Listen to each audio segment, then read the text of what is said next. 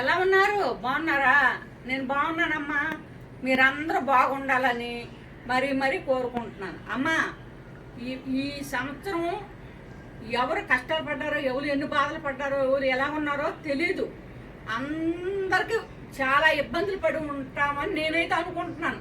ఇబ్బందులు పడ్డాను కాబట్టి అనుకుంటున్నాను నేను. మీరు కూడా అలాగే ఎలా ఉన్నారో నాకు తెలియదు.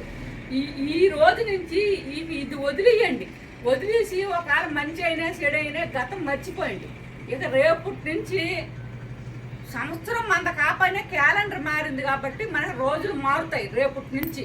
కాబట్టి కంపల్సరీ మీరు మంచి మనసుతో, మంచి హృదయంతో మీరు ఆనందంగా దేవుడిని ప్రార్థించుకోండి. మన దేవుడు ఏ వెంకటేశ్వర వారు కానించి, సత్యనారాయణ స్వామి కానించి, రాముల వారు కానించి, మనకి ఈశ్వరుడు కానించి, విష్ణుమూర్తి, ఎవరైనా అమ్మ తల్లి పార్వతీదేవి, కనకదుర్గమ్మ తల్లి అందరినీ ప్రతి ఒక్కరిని మీ మనస్ఫూర్తిగా మీరు ప్రేమించి, మీరు మనస్ఫూర్తిగా దండం పెట్టుకొని, మీ పిల్లలు, మీరు పెద్దలు, చిన్నలు అందరూ కూడా నా అన్నదమ్ములు, అక్కజల్లు అందరూ చల్లగా ఉండాలని మరీ మరీ కోరుకుంటున్నాను. నూతన సంవత్సరం శుభాకాంక్షలు.